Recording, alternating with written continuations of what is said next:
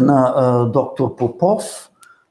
Добър вечер на всички колеги, на всички участници в днешния вебинар и на всички, които ни следят във Фейсбук.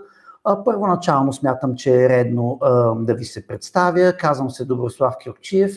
Началник съм на лаборатория по клинична имунология на УМБАЛ Свети Иван Рилски, София, и съм професор в катедрата по клинична имунология на Медицинския университет София. Всички знаете темата на настоящия вебинар, но въпреки това може би е добре да направя някои уговорки. Ще бъде погледната имунологичната страна на нещата, ще бъде разгледан механизма на действие на РНК ваксините, защото според мен, както и според много колеги, това е един липсващ топик в голямото говорене, свързано с ваксините, и аз се опитам да ви дам своя принос към точно този липсващ топик. Зная, че ни следят много имунолози, зная, че ни следят и много колеги, които имунологията е далеч от техните професионални предизвикателства, поради което на мен се пада трудната задача на практика да намеря баланса, така че да опиша имунологичния механизъм с по-общо достъпно медицински термини, не толкова специфично имунологични, като едновременно с това не профанирам темата, което не бива да се случва, когато си говорим за такива сериозни неща. Ами добре, нека да започнем за имунологичните принципи на РНК ваксините срещу SARS-CoV-2 вируса, основният причинител на COVID-19, не основният, единственият причинител на COVID-19. Какво се случва по принцип? Първият топик, на който бих си позволил да се спра, е какво се случва с имунният отговор спрямо вирусите по принцип. Ще набележа по-важни аспекти, не разбира се целият принцип на имунният отговор срещу вирусите. Вирусите са предимно, как казано на имунологичен език, източник на така наречените вътреклетъчни антигени. Знаете, че вирусите се развиват вътре в клетката, съответно те се реплицират, кодират различни протеини и тези протеини се възприемат като вътреклетъчни антигени, нещо чуждо и опасно за имунната система, което се намира вътре в клетката. Какво правят клетките? Какво правят почти всички клетки в човешкия организъм, когато са заразени с такива вирусни вътреклетъчни антигени? Тези вирусни вътреклетъчни антигени се разграждат в специфични комплекси, наречени протеазоми, на различни малки структури, и тези малки структури се свързват с молекула от главния комплекс на тъканната съвместимост от HLA системата, и то от HLA системата тип 1.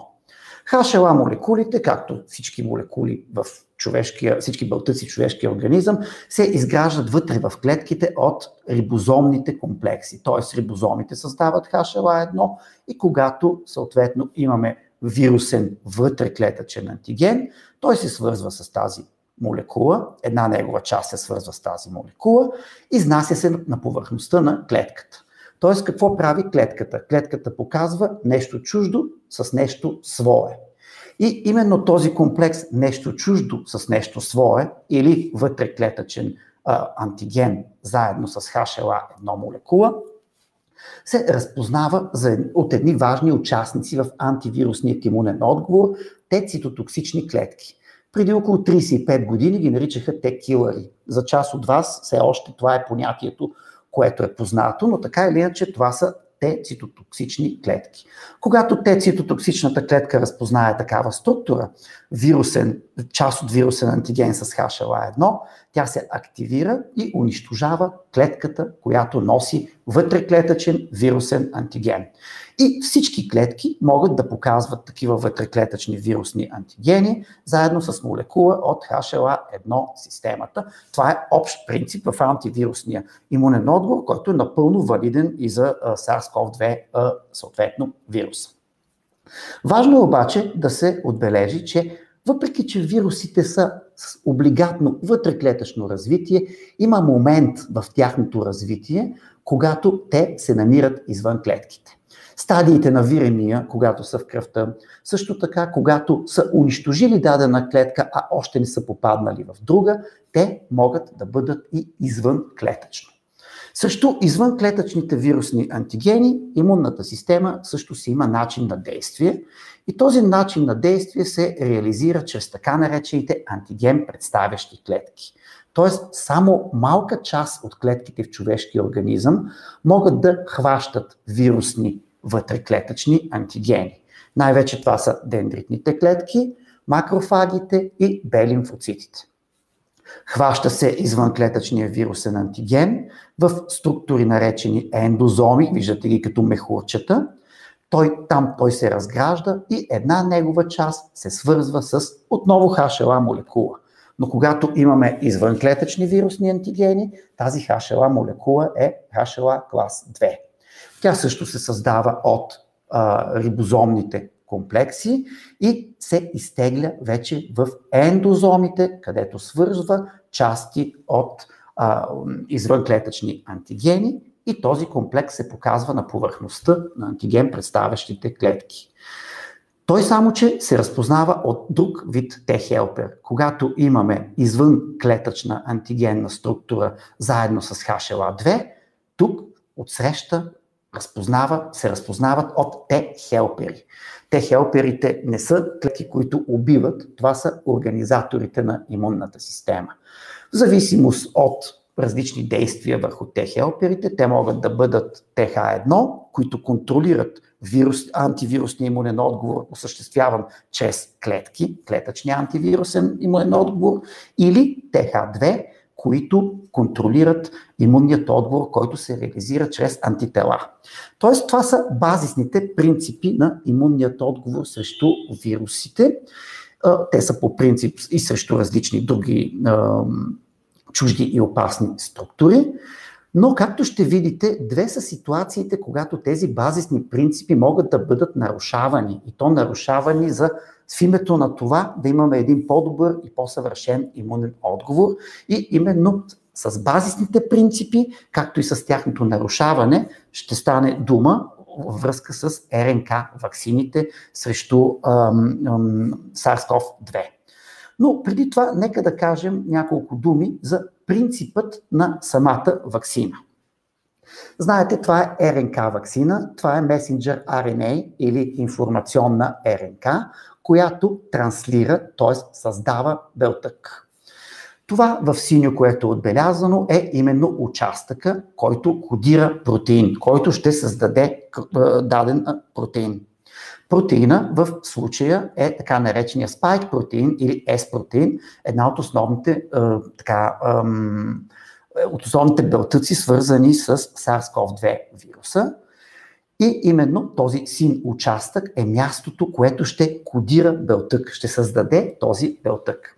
Виждате, че този участък е обграден от два некодиращи участъка в двата края, 5' и 3' участъка. Тоест, ние имаме един малък, сега дали е малък, това е тема на друг разговор, имаме един участък РНК, който е ограничен. Важно е да се знае, че това е така, че това е нерепликираща се РНК. Тоест, тя не може да се увеличава. Каквото се достави, това остава съответно. Тя не може да се дели и не може да се увеличава. Много е важно също така, това, което виждате като черна точка, което е интегрирано в РНК, и това е така нареченото leader sequence. Тоест, това са секвенции, части от молекулите на РНК, които ще създадат една част от бъдещия пептид, която ще е известна като сигнален пептид. Създава се бъдещия спайк протеин и този спайк протеин има сигнална част в себе си. Част, която определя неговия транспорт. Вътре в клетката каква ще бъде съдбата му. В конкретния случай при тази ваксина съдбата му на спайк протеина е да бъде секретиран от клетките, които са го създали, както ще видите след малко. Тоест тази leader sequence е изключително важна и тя е така изключителна повод за гордост на една от двете фирми, които съответно са свързани с РНК ваксините. Залегнало е в патента им, където специално внимание се обръща именно на това, защото то ще определи съдбата на създалия се съответно спайк протеин. Освен РНК, РНК е обвита в така наречените липозоми или липидни наночастици. Сега тук е един от големите стресове, които се създават. Много хора като чуят нано и решават, че това е нещо подозрително, високотехнологично, което може да им направи нещо. Сега това не са сериозни неща, така че на практика ще използвам все пак понятието липозома. Тоест имаме нереплицираща се РНК с лидер секвенс, която ще създаде бъдещия пептид, който ще се секретира от клетката и това е оградено съответно от липозома, от липидни мехурчета, казано така на по-елементарен език. Така, какво се случва след съответно ваксината? Първото нещо, което се случва, знаете, че това е мускулна ваксина, тези липозоми, съдържащи и РНК, попадат вътре в мускулните клетки. Най-вече миоцитите, но и други соматични клетки, които се намират в мускулите. Първото нещо, което се случва след това попадане е, че съответно липозомата се разпада. Липидната структура се разгражда от различни вътреклетъчни ензими и на практика, грубо казано, информационната РНК се оголва в чист вид. Чиста РНК, вирусна, която е оголена, се разпознава от група ензими, най-важните от които са известни като RIC1. Това е така наречения danger signal, сигнал опасност. Клетката започва да секретира едни много важни протеини, известни като интерферони тип 1, за които ще кажем след малко какъв им е случая, но това е изключително важно.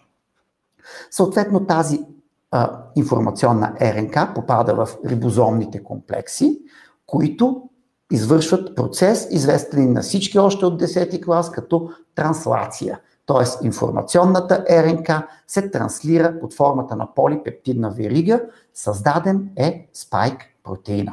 Съдържа 1270 аминокиселини, този спайк протеин. Няколко часа или няколко дни, има различни информации по въпроса, след това информационната РНК се разпада. Сега тук има една митология, че тази информационна РНК може да се интегрира в генома. Това е абсолютно не почива на никакви научни постулати въобще, защото сега би трябвало човек да си спомни, че нещата върват репликация, транскрипция, транслация. Първо, информационната РНК въобще не достига ядрото на клетката. Не достига и митохондриите. Второ, дори да го достигне, тя не може да влезе, няма как да се промъкне през ядрената мембрана. Трето, и да се промъкне, няма какво да направи, защото РНК няма как да се интегрира в генома. Това е възможно единствено при някои вируси, ретровируси, какъвто SARS-CoV-2 не е, вируса на СПИН е такъв, които имат ензим, известен като обратна транскриптаза, и там от РНК може да се създаде ДНК, точно обратното на нормалното, и тази ДНК да се репликира в генома. Така или иначе, тук ситуацията е принципно различна и това е абсолютно невъзможно. Така или иначе, обърнах внимание, че съответният спайк протеин ще има в себе си сигнален пептид заради именно тази лидер секвенс, която именно създава част от структурите на спайк протеина, които определят неговото изхвърляне от клетката.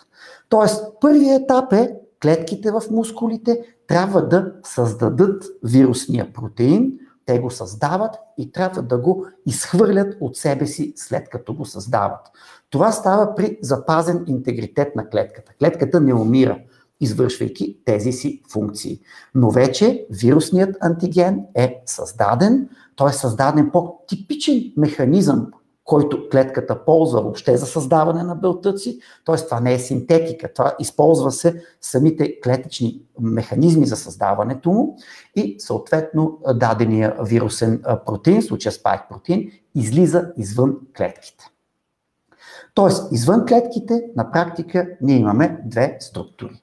Създадения спайк протеин от миоцитите, който е изхвърлен навън, и разбира се липидните мехурчета, съдържащи РНК, защото не всички от тях са попаднали в клетките, в мускулните клетки, в миоцитите. Наличието на тези две структури извън клетките е много силен сигнал всъщност за базисната и основната клетка, заложена в тази ваксина, както и в много други антивирусни и антитуморни ваксини. Дендритните клетки, уникални клетки, които могат да извършват неща, които никоя друга клетка не може да направи. Тоест, спайк протеина и съответно ваксината сама по себе си, липидните мехурчета с РНК привличат дендритни клетки. Много важно за това привличане е състава на липидните мехурчета. То е най-съществената разлика между двете РНК ваксини, е именно липидния състав. Той е различен. Така или иначе и при двете ваксини е заложено на идеята именно да бъдат привлечени тези дендритни клетки. Те се инфилтрират мястото на имунизацията. Когато инфилтрират мястото на имунизацията, те поглъщат спайк протеина, могат да погълнат съответно и структурите на ваксината. И двете структури, както спайк протеина, така и самата ваксина сами по себе си, са неща, които се възприемат като опасни от дендритните клетки. Това са така наречените DAMPs, Damage Associated Molecular Patterns, или структури свързани с увреда. Или старото им име беше Danger Signals, сигнали за опасност. Когато дендритната клетка погълне нещо, което дава в нея сигнал опасност, тя се променя, съзрява, придобива мощен потенциал да показва тези неща на те клетките. Дендритните клетки мигрират в регионалните лимфни възли, в конкретния случай аксиларните лимфни възли, защото много добре знаете къде се поставя имунизацията, и започват да секретират множество активни вещества, т.е. създават условията вече за имунният отговор. Т.е. имаме имунен отговор срещу спайк протеина, имаме и имунен отговор срещу РНК, която е в липозомата и която от своя страна ще създаде след поглъщането спайк протеина. И тези два варианта ще разгледаме в началото, като нека погледнем първоначално какво се случва на спайк протеина. Казахме го, класическото представяне на извънклетъчни вирусни антигени. Дендритната клетка го поглъща в ендозомите, разкъсва го на определени парчета, тези парчета се свързват с HLA-2 молекулата, комплекса се транспортира на повърхността, за да се разпознае от Т-хелпера. Т-хелпера съответно може да се диференцира в ТХ1, което контролира имунният отговор чрез клетки. Това са съответно цитотоксични Т-лимфоцити, НК клетки, макрофаги, всичко се включва в тази система. Или ТХ2, която контролира имунният отговор, който се реализира чрез антитела. Сега при конкретните ваксини са описани и двата варианта, че се случват. И ТХ1, и ТХ2 имунните отговори. Добре, това е единият вариант на действие срещу спайк протеина. Какъв е обаче другия вариант, който е по-интересен и който е типичен само за дендритните клетки? Има информации, че и макрофагите могат да го правят, както и Б-лимфоцитите, но свойството известно като cross-presentation или нарушение на правилата, за което ви казах в началото, е, така според много учени, уникално свойство на дендритните клетки. Именно за това те са толкова важни в антивирусния и антитуморния имунен отговор, които много си приличат. Тоест нещата тръгват класически. Външен протеин хваща се в ендозомата, разкъсва се. Но вместо да бъде представен с ТХ2, както е правилото и да бъде разпознат от Т-хелперите, както ето тук ситуацията, това е класическото представяне, тук имаме именно нарушение на правилата, известно като cross-presentation. Представя се с HLA-1, обратно на класиката. И имаме комплекс екзогенен, в смисъл извънклетъчен антигенна структура, заедно с HLA-1, което се разпознава от цитотоксичните клетки. Тоест, виждате, външният благодарение на дендритните клетки, може да бъде представен и с HLA-2 по класически механизъм и да бъде разпознат от Т-хелперите, които да организират имунният отговор, но и чрез нарушението на правилата, чрез cross-presentation, където се представя с HLA клас 1 и съответно се разпознава от Т-цитотоксичните клетки. Добре, защо и кога дендритните клетки извършват cross-presentation? Това е доста сложен процес, но за него основна роля имат интерфероните тип 1.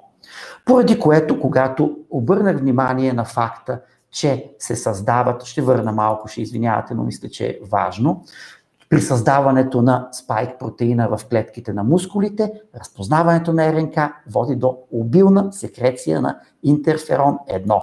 Именно този интерферон, виждате тук колко публикации, така на прима виста съм извадил, е нещото, което е основният фактор, който на практика стимулира дендритните клетки да извършват този интересен процес на cross-presentation, който дава възможност цитотоксичните клетки, известни в миналото като килъри, важна защита срещу вирусни антигени, да бъдат включени в съответно борбата, така да се каже образно.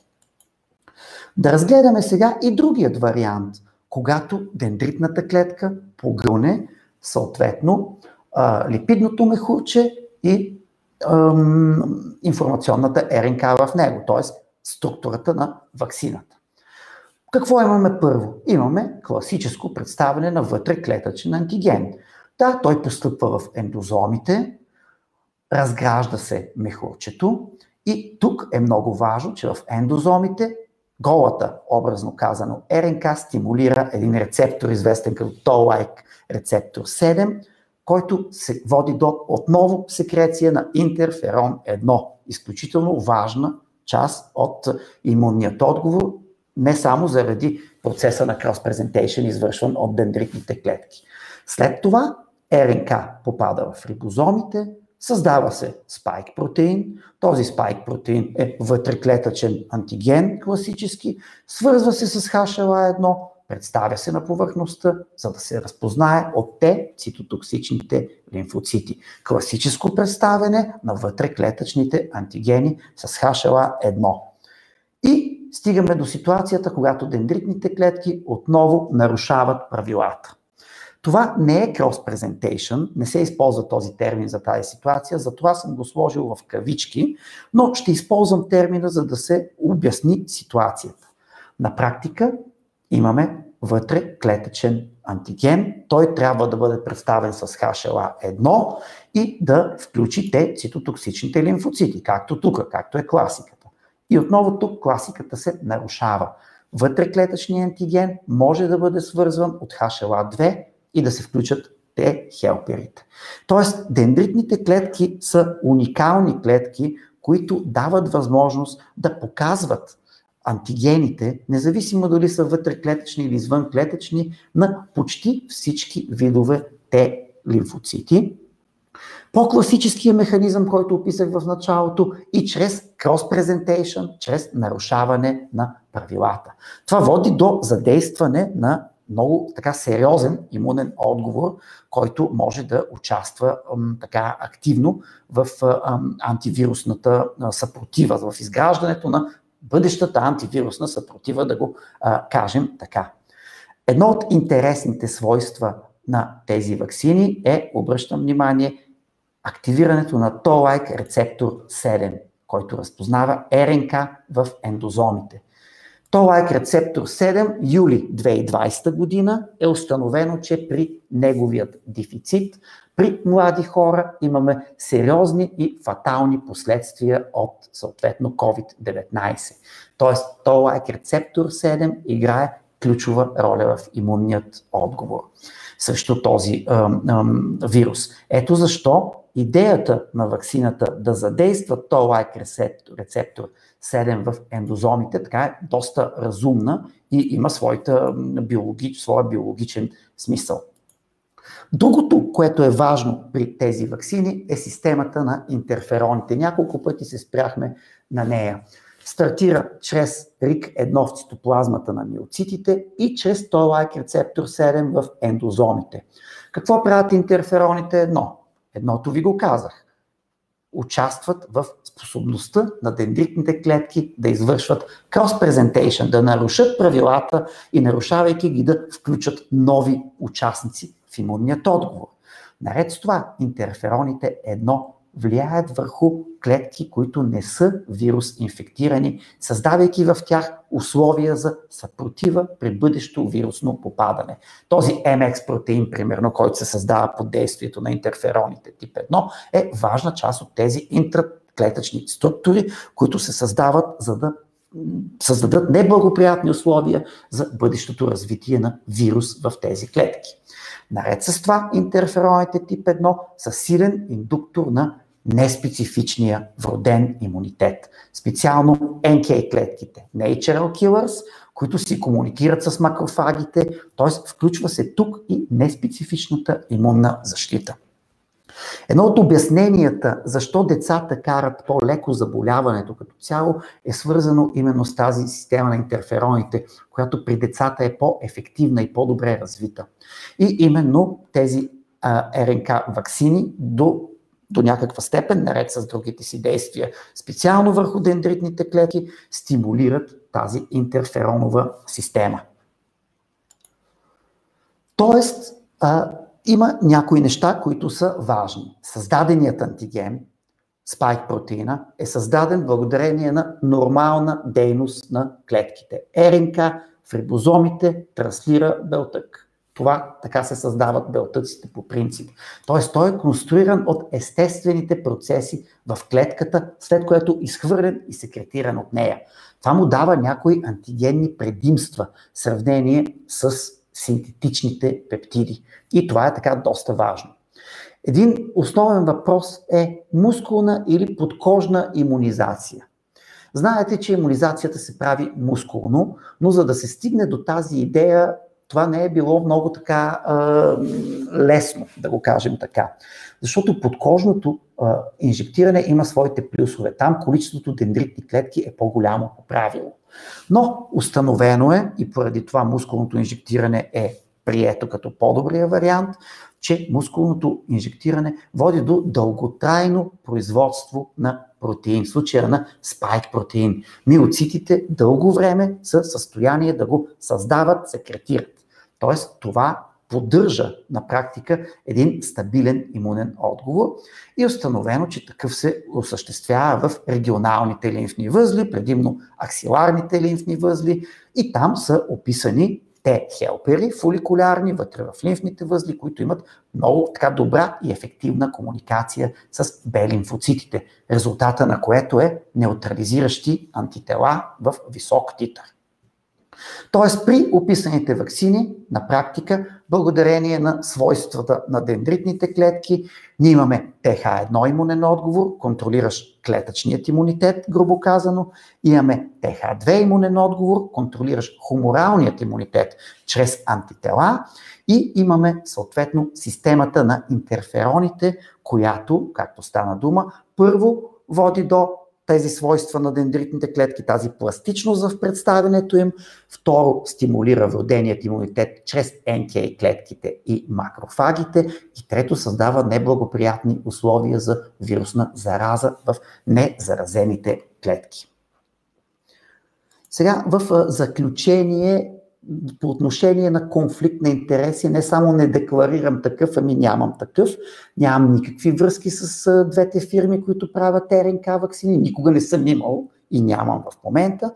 И също така е важно да знаете, поне за мен е важно да знаете, че нямам нищо общо с съответно държавната пропаганда за вакциниране, да или не. Аз смятам, че това е един индивидуален избор, човек, който трябва да направи за себе си. И това, което се опитах да ви кажа, е това, което аз научих и никак не беше лесно, защото информацията е много разхвърляна и така ми отне около 2 седмици и някои даже специфични контакти, които да използвам заради това, така за да го събера, да го анализирам и да го представя по този начин. Аз съм имунолог, това зная, това ви казвам, решенията си ги взимате вие на базата на рационални научни доводи, на базата на ирационални нагласи. Човек е смесено същество, така че кой както иска да преценява. Много благодаря на Medical News за поканата да бъда тук и благодаря на всички вас за отделеното време и внимание. И аз много ви благодаря, професор Кюркчиев, за изчерпателната лекция. Има доста въпроси, на които предполагам се, нормално, да. Сега ще започнем да ги задаваме по ред, по който са постъпили. На първо от системата. Доктор Солаков, трябва ли да се прилагат ваксини при пациенти с автоимунни заболявания, като лупус, където се знае, че интерферона предизвика увеличение на болестната активност?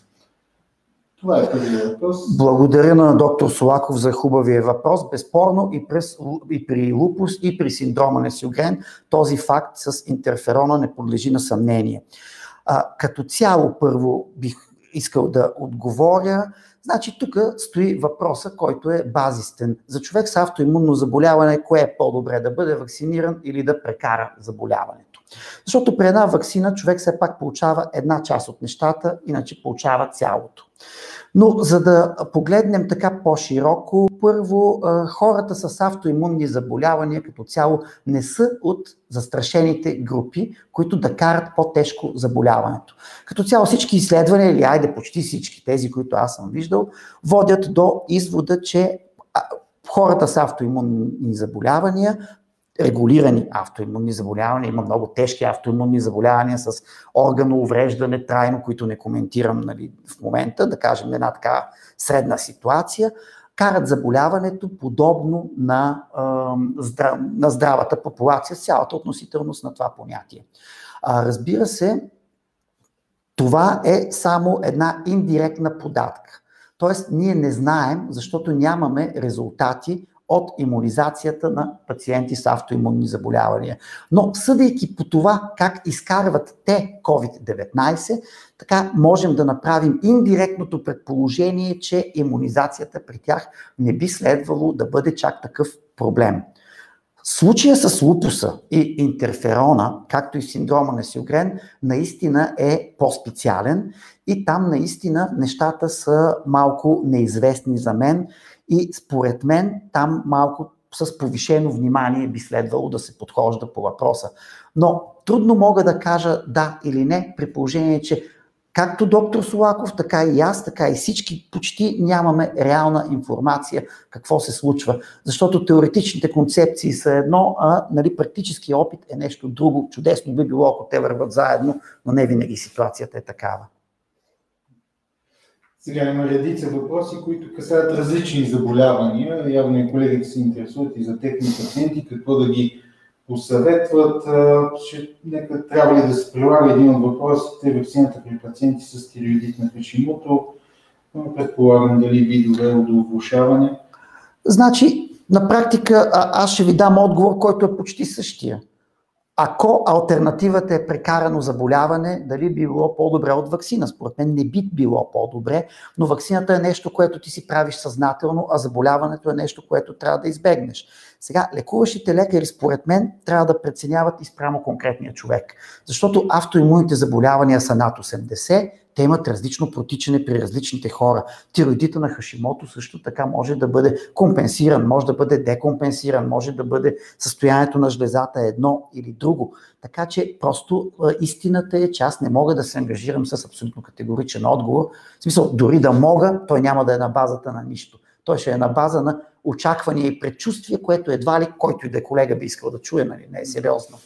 И един също подобен към тази група, може би, дали въпросът пак е дали професор Кюркчиев би могъл да сподели мнение за поставянето на ваксина при пациенти с по-специално множествена склероза, пациент, който не е на имуносупресираща терапия към момента. Значи тук е добре, че се засяга случая на имуносупресиращата терапия, защото един от рисковете при пациенти с автоимунни заболявания, които са на имуносупресивна терапия, е тази ваксина да не работи добре. Не да има съответно някакви засилвания на заболяването, но да не работи добре, именно поради идеята на имуносупресивната терапия, да потиска имунната система. Но такава група аз поне не съм чел, да бъде част от групите, които са изследвани с тази ваксина. И наистина никой производител на ваксини не би пуснал имуносупресивна група, ако иска да си продаде ваксината. Това е нелогично и не можем да очакваме такова нещо в света, в който живеем. Случая с МС също бих казал, че влиза в общият пул. Съжалявам, че аз на практика не ви отговарям и знам, че не ви отговарям, но как бих могъл да отговоря на нещо, което реално не знам? Бих могъл да теоретизирам, но твърде много в моя живот, и не само живот, професионален, но и личен, теорията и практиката силно се разминават, поради което някакси не бих желал да подвеждам, така да го кажа. Добре. Доктор Чомпалова, има ли онкогенен потенциал? Не. Ваксината Категорично не, няма никаква логика ваксината да има онкогенен потенциал, поради причината, че ние имаме едно парче РНК, което въобще не достига до човешкия геном. Добре. Доктор Димитър Каразапрянов, наблюдава ли се молекулна мимикрия на спайк протеина спрямо естествен човешки протеин и евентуална автореактивност? Това е възможност, която винаги съществува при абсолютно всяка ваксина. Тоест, кръстосаната реактивност означава, че структури подобни на спайк протеина могат да бъдат атакувани успоредно с него, собствени структури, което да доведе до автоимунни феномени. Теоретично това е напълно възможно да се случи. Такива случаи за сега не са докладвани, но то е твърде рано да се каже. Но тези ваксини не са по-различни от другите по отношение на тази хипотетична опасност. Това е един свързан въпрос, може би това. Как бихте коментирали теориите за подобието на спайк протеина? С протеин имаш важна роля при оплождането. Да, синцитин 1 е този протеин, за който се говори, че може да даде кръстосана реактивност и съответно да доведе до репродуктивни неуспехи. Значи има единични съобщения за това, но те все още категорично не са доказани и съответно вие вероятно, понеже колкото и да е тъжно, на практика ние в момента имаме един реален документ, който да ни описва тази ваксина и там съответно има информация за бременни жени. Това влиза в въпроса наистина за кръстосаната реактивност. Това са единични съобщения, които не са доказани и по принцип спайк протеина не би трябвало да бъде чак толкова подобен на собствени структури. Мисля, че ги отговорихме някои въпроси на доктор Мухтаров. Отново въпрос за болест, саркоидоза, която не провежда имуносупресивно. Мисля, че отговорихме на това. Да, саркоидозата пък е особено заболяване. Там пък съвсем пък нищо не мога да кажа, съжалявам. Да. И двете информационни РНК ваксини имат сходен лидер сигнал, който да води до изнасяне на S-протеина извън клетката. Точно така. Какво пречи на експресирания S-протеин да се свържи с MHC-1 на миоцита? Нищо не пречи. Според мен се случва това. И това е един много хубав въпрос, вероятно от някой колега е зададен, но така или иначе, колега ми е пред имунолог, в случая всички сме колеги, иначе ясно. Според мен част от миоцитите, въпреки лидер секвенс, представят MHC-1 заедно с спайк протеина и биват унищожени от цитотоксичните клетки. Това вероятно се случва. Не е описано, но е съвсем логично и съвсем вероятно да се случи. Сега, от Цветка Лахтариева, при хора с медикаментозна алергия, може ли да се прави коя ваксина и може ли какво смятате за премедикацията при поставянето на евентуално на ваксина? Значи има идея за премедикация, която е свързана с единичните съобщения за алергични реакции спрямо ваксината. Знаете, че имаше няколко случаи в Англия, И идеята на такива хора е евентуално да си преведат антихистаминова, да си проведат премедикация. Сега тази идея, поне тя е логична, напълно логична, но все още не съм я чувал като директна препоръка. Разбира се, според мен логиката по-скоро е при човек, който е с алергии, първо да се уточни максимално близо до към какво са алергиите, защото медикаментозна алергия е много широко понятие и съответно може би логиката е да по време на самата ваксина да има екип, който е готов да реагира. Така го правят поне в Англия и Америка. Решават въпроса на място, ако има такава алергична реакция и до сега всички тези въпроси са решени дефинитивно и то по един позитивен начин. Да. Един въпрос, който е с коментар, може би, който беше преди. Добър вечер, ако не може да се говори за генотоксичност при този тип ваксини, защо в кратката характеристика е написано, че кавички не се очаква и не са провеждани проучвания и не го изключва директно като възможност. Аз не съм много сигурен, че разбрах въпроса в интерес на истината. Така, да. На ваксината, че се очаква че не се очаква, но все пак е написано по този начин генотоксичност. Ами то, което е лекарство да прочетете, там пише всичко. Вие знаете, че това са големи фармацевтични концерни, които гледат да се застраховат срещу всяка възможна реакция, защото никой не е казал, че тези ваксини, както и които и да е други ваксини, както и кое да е лекарство, не могат при част от хората да дадат странични ефекти. Разбира се, че най-вероятно могат и фирмата производител съответно гледа това нещо да се застрахова от него. Аз не давам оценка това правилно ли не е ли правилно, но той е толкова добре известен факт за всички лекарства, че... Сега отново въпрос, който мисля, че отговорихме. Той е за пациент с полицистемия вера, който не се лекува в момента на имуносупресори. Мисля, че тези концепция. Каква е трайността на придобития чрез тези РНК ваксини и имунитет? Значи, това допира до въпроса каква е трайността на имунитета след самото заболяване. Значи, този въпрос все още не е изяснен. Предишните две корони, които бяха SARS-CoV и съответно MERS, трайността беше около 2 години на имунитета. Сега като цяло се счита, че няколко месеца имунитет съществува със сигурност. Установени са, между другото, клетки на имунната памет при хора прекарали SARS-CoV-2, както и клетки, които са изкарали безобидните коронавируси, които реагират кръстосано срещу SARS-CoV-2. Тоест имунитет, че има.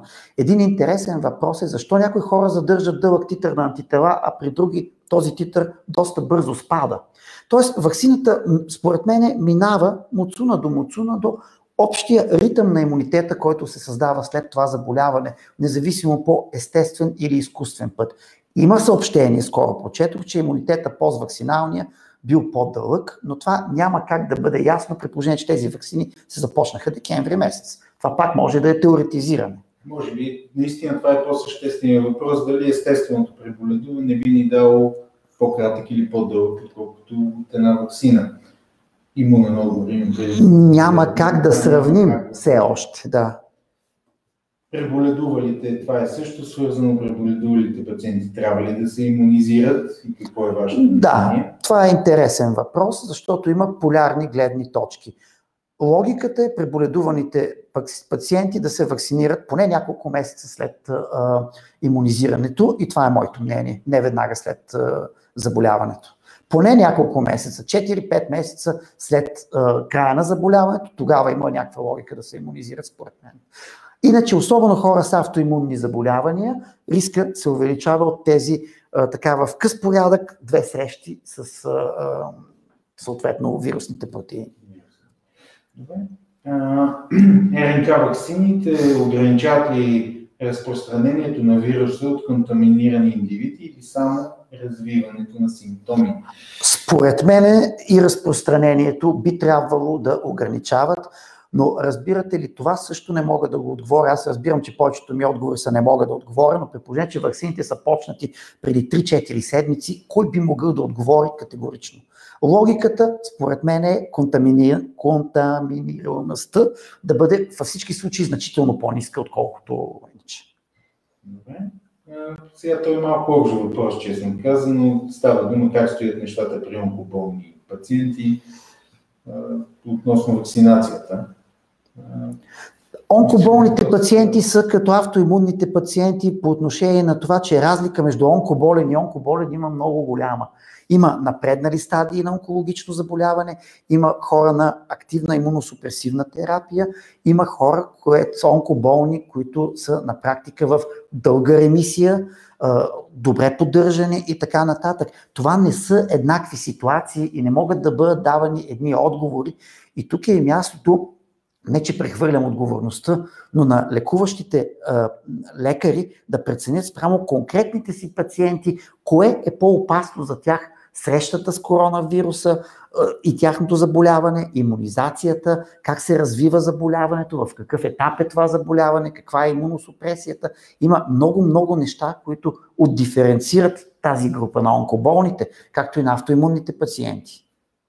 Има доста въпроси, но ще ги пропуснем, тъй като и напредваме с времето относно тироидит на Хашимото. Мисля, че направихме... Там са най-много, просто най-честото автоимунно заболяване и логично много хора да се вълнуват именно от него. Може би въпросът трябва да е поставен дали риска, но ние мисля, че го отговорихме, поне теоретизирайки го вие, професор Кърчиев, че евентуалното заболяване, нали, и заразяване с COVID би довело реално до по-тежки. Във всички случаи е по-лошия вариант. Във всички случаи е по-лошия вариант, да. Ваксината все пак цели да бъде малката част на болестта, да имитира малката част на болестта. Това е идеята, а не цялата болест. В който няма достатъчно данни, предполагам каква е продължителността на придобития имунитет след преболедуване и след вакцинация отново. Да. Има ли проблем при прилагане на ваксината при пациенти с хроничен улцерозен колит на терапия с Хумира и Имуран? Значи Хумирата е TNF-алфа блокер на практика. По принципа на ваксината не таргетира основно TNF-алфа. Не би трябвало това да е някакъв проблем, свързан с лошото и качество на ваксината. Но Имурана вече е нещо друго. Това е доста по-неселективно средство и съответно тук стигаме отново до въпроса: имунната супресия може ли да попречи да се изгради от ваксината един добър имунен отговор? При антигрипсните ваксини така една съществена част от пациентите не развиват добър имунен отговор, които са на имуносупресия, така че има логика това да бъде проблем. Никола Киреков, професор Кирчиев, споменахте за разлика в състава на липидните наночастици при двете ваксини. Има ли разлика и в имунологичен механизъм, на който те залагат? Значи, здрасти Никола, ние се познаваме добре с него. Има разлика, не знам дали има разлика, не мисля, че има разлика в интерес на истината. По принцип, липидните частици, които обграждат РНК са една от най-строго пазените фирмени тайни и от двете страни. Чел съм патента на едната ваксина, на едната фирма, където именно това се патентова, но мисля, че логиката на имунологичния механизъм е една и съща и при двете случая. Основното на липидните частици е способността им да привличат дендритни клетки. Сега това е продължение, може би, на Христо Колев. Здравейте, въпросът е малко директен, но вие ще решите дали да го така. Вие коя ваксина бихте избрали, за да се вакцинирате? Аз бих избрал РНК ваксина, разбира се, затова съм тук и ще ви кажа и защо. Първо искам, понеже директно си говорим, аз обичам така също. Първо не желая повече да съм маскиран, дистанциран и дигитализиран. Тоест, това са първите ваксини. И второ, те са революция в имунологията. Един имунолог, ако не участва в революцията в имунологията, що за имунолог ще бъде? Сега отново имаме въпроси относно пациенти за други придружаващи. Аз мисля, че логиката там е общо взето същата. Пациенти болни от гломерулонефрит и тези, които имат астма. Мисля, че това вече го отговорихме. Има ли проблем при прилагането на ваксината при пациенти с диагноза Alopecia universalis? Не зная и не мога да кажа, да.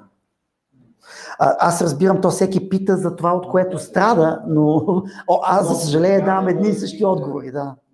Това е пак подобно противопоказание за млад пациент под стабилизираща терапия, медрол, пуринетол и левертрексат. Мисля, че това... Пак стигаме до идеята, че имуносупресивната терапия може да компрометира всяка една ваксина.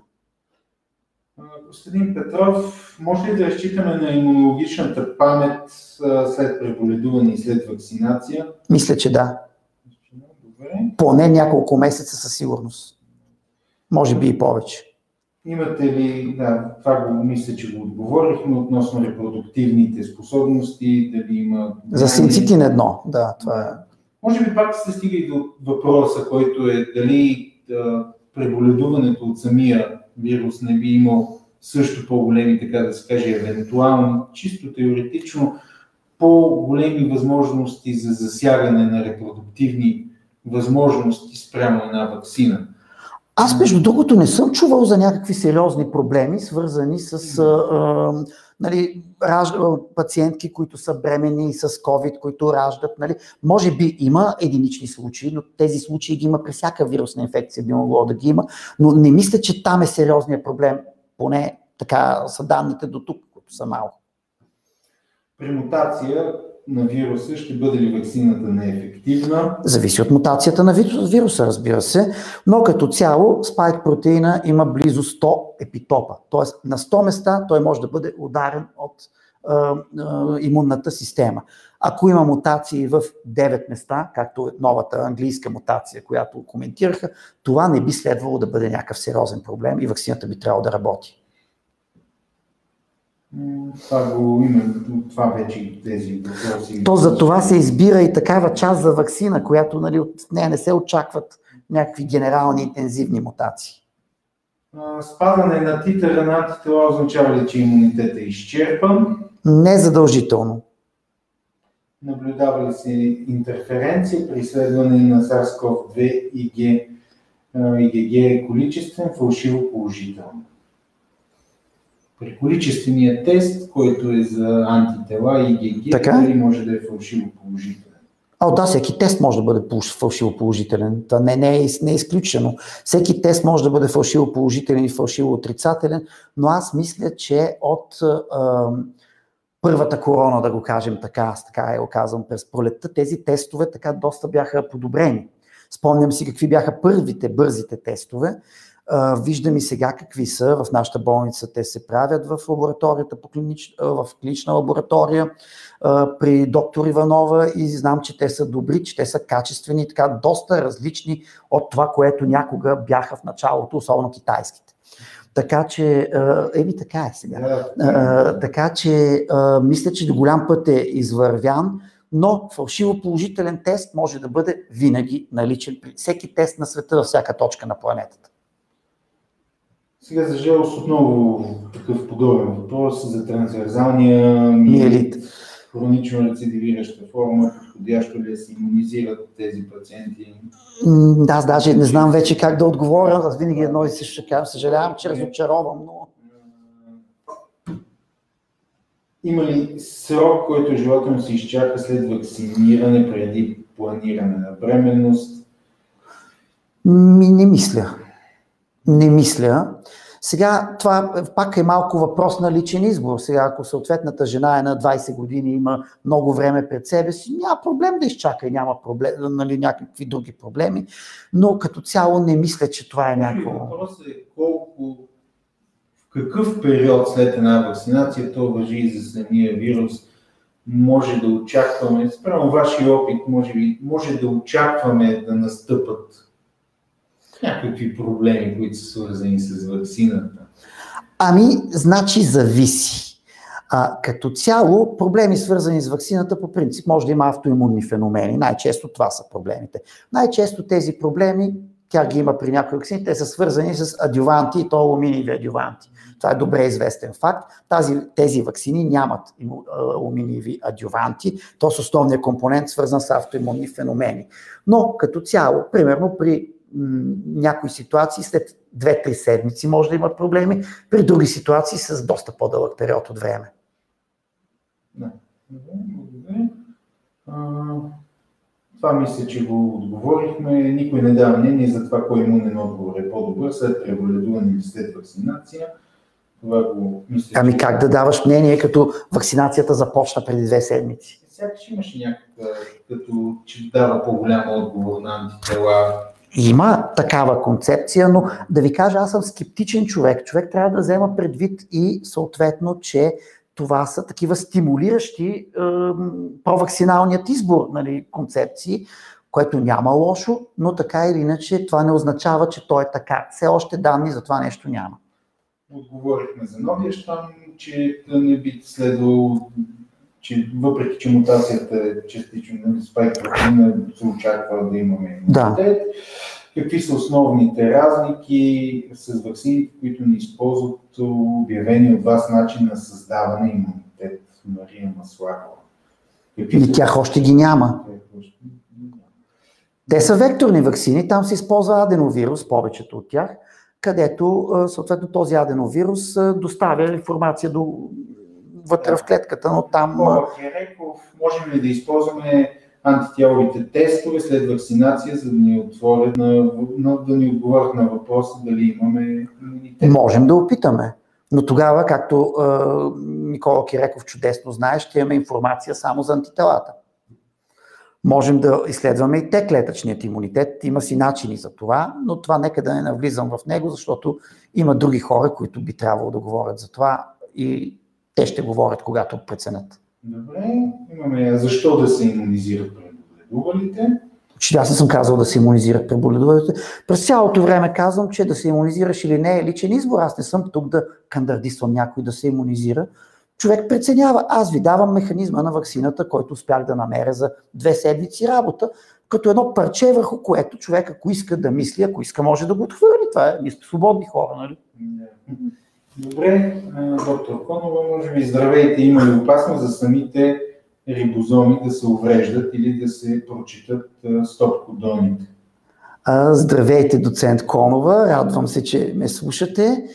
Не съм чувал за такава опасност, е отговора и според мен няма логика да има в такава опасност, защото стоп-кодоните са направени именно така, че те да не могат да се прочетат и съответно логиката е самата РНК просто да се транслира.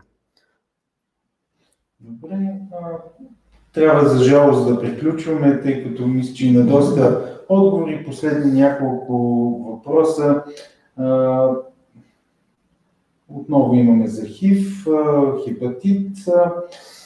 На Николай Петров, S-протеина свързва ли се с рецепторите на клетките и какво се случва с клетките, когато бъдат атакувани S-протеините от антителата и Т-лимфоцитите?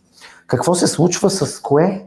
Това е въпрос. S-протеина свързва ли се с рецепторите на клетките и какво се случва? Да, свързва се. С AC2 рецепторите се свързва, да.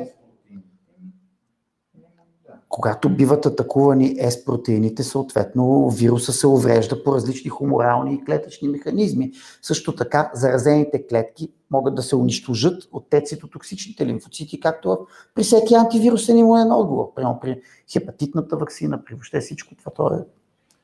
Един малко по-различен въпрос. Той може да така, защо ваксината не би трябвало да се прилага на пациенти под 16 годишна възраст, както е в момента? Според мен, заради интерфероните. Това го разисквахме днес в нашата лаборатория с доктор Куртева и доктор Василев. Ако ме слушате, здравейте и вие. И тогава обсъждахме въпроса, че тази ваксина изключително силно стимулира интерфероновата система като цяло. Интерфероновата система при деца по принцип е по-активна. Според мен има 2 причини. Първо, опасение от прекалено бурната реакция на интерфероновата система и второ, факта, че децата като цяло не са проблемен контингент за това заболяване и не си струва да бъдат подлагани на този вид риск, ако той, разбира се, го има. За жалост и времето вече напредва и въпросите започнаха да се повтарят.